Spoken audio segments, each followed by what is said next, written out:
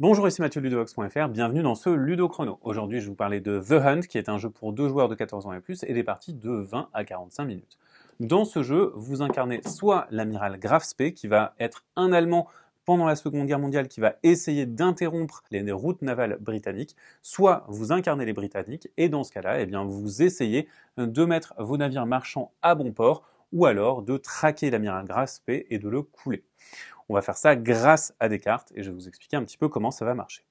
Alors, tout d'abord, eh bien, vous voyez que nous avons ce plateau et nous avons des paquets de cartes qui vont appartenir à chaque joueur. On va jouer chacun notre tour, toujours en commençant par l'allemand, et vous pouvez voir que d'ores et déjà, on va avoir un navire britannique ici, un navire de ravitaillement qui est l'Altmark, qui est allemand, et par contre, on va avoir des navires ici qui vont être des navires marchands, que le joueur britannique va essayer de ramener à bon port. On va avoir un point de départ, un point d'arrivée, et enfin on a des forces qu'on va pouvoir débloquer qui vont arriver sur le plateau.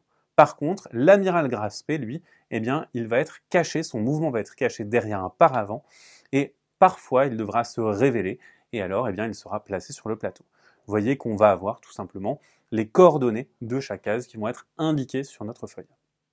Voilà pour le principe. Ici, pour les besoins de la vidéo, je vais me passer du paravent, mais bien entendu, eh bien, les trajets de l'amiral Graf Spee resteront secrets, sauf cas particulier. Et donc, on va jouer chacun son tour en commençant par le joueur allemand. Lors de son tour, on va avoir deux phases, une phase de carte pendant laquelle on va jouer une carte soit pour ses points d'action, soit pour son effet, et ensuite on repioche. Alors ici, eh bien, sur les cartes, qu'est-ce qu'on va pouvoir trouver?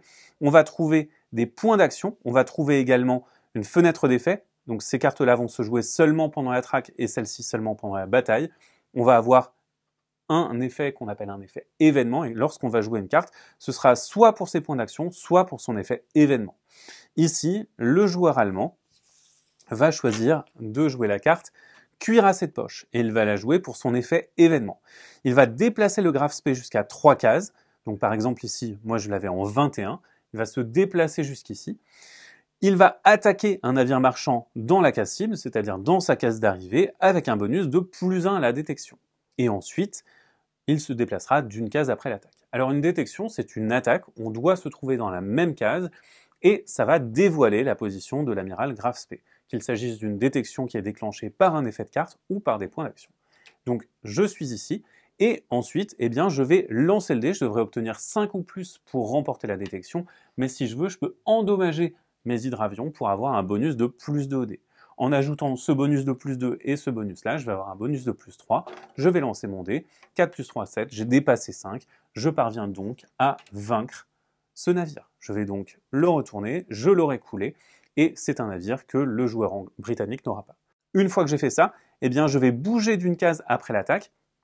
Ici, donc, l'amiral Graf Spee, je vais pouvoir le déplacer sur une case adjacente, mais son mouvement sera caché. Par exemple, si je décide de le mettre en 22, je l'indique secrètement donc derrière mon paravent et je vais retirer ce jeton. Ensuite, je retire cette carte du jeu comme indiqué. J'ai presque terminé mon tour, j'ai terminé ma phase de cartes. Si jamais j'ai moins de 3 cartes en main, je repioche pour remonter ma main à 3 cartes. Cependant, si je me trouve sur l'Altmark, eh bien, je peux me révéler et dans ce cas-là, je vais repiocher pour avoir 5 cartes en main. Et donc, par contre, j'aurai révélé ma position. Voilà pour le principe des cartes pour le joueur allemand. Ensuite, on passe au joueur britannique. Le joueur britannique, eh bien, il a le même genre de tour avec une phase de carte et une phase de pioche, sauf que lui a une main qui va être à 5 cartes tout le temps. Mais avant de jouer son tour, il va déplacer tous les navires marchands qui sont sur le plateau d'une case vers leur zone de destination.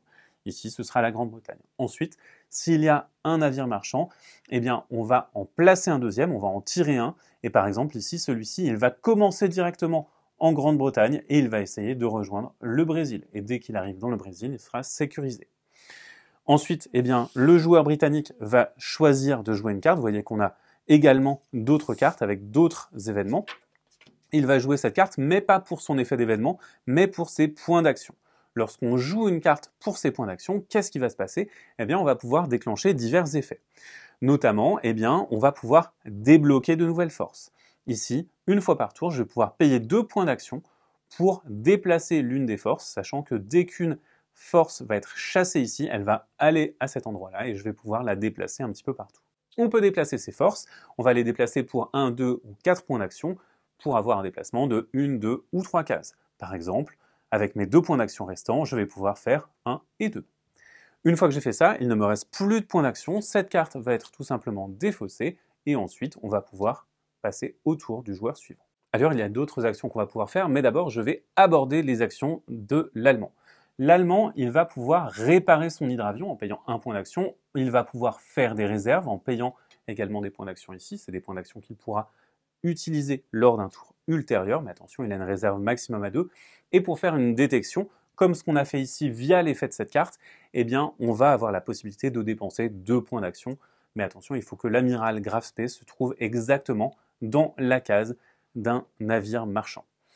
Le joueur britannique, lui, eh bien, on a vu son action pour créer des forces. On va également avoir la possibilité, eh bien, d'améliorer les renseignements britanniques. On va pouvoir défausser des cartes pour faire leur effet de renseignement en payant un point d'action. Et soit on va avoir des bonus aux détections sur ce tour, soit on va tout simplement demander des indices.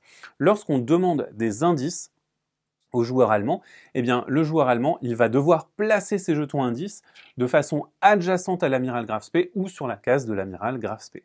Et ainsi, on va avoir la possibilité tout simplement de déterminer sa position via ses mouvements précédents et via les indices.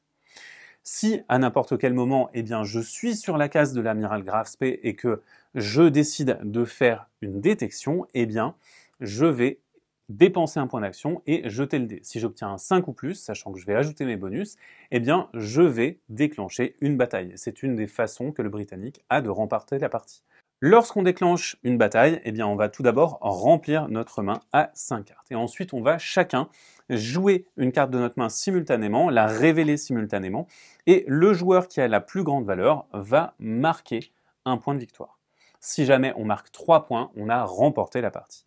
Alors attention, eh bien, on va avoir des cartes avec des effets bataille. Ici, par exemple, celle-ci, elle va booster les 2 prochaines cartes de 1 point, mais seulement pour le camp allemand. De la même manière, l'anglais va avoir ce même genre d'effet, et donc on va avoir la possibilité de consulter la main de l'adversaire, de maîtriser un petit peu ce qu'on va faire pour essayer tout simplement de remporter ces 3 duels le plus vite possible. Dans le cas où il y a une égalité sur un duel, c'est le joueur britannique qui l'emporte. Voilà pour le principe général d'une bataille. Si le joueur britannique ne parvient pas à déclencher de bataille, eh bien la partie va s'arrêter au navire marchand. Si jamais le Britannique sécurise 5 navires marchands, il a remporté la partie. En revanche, si c'est l'amiral Graf Spee qui coule 5 navires marchands, c'est lui qui remporte la partie. Voilà pour The Hunt, c'est donc un jeu asymétrique dans lequel vous allez devoir utiliser vos cartes pour remplir votre objectif et sauver ou couler des navires marchands. Maintenant, à vous de jouer et à bientôt sur ludovox.fr.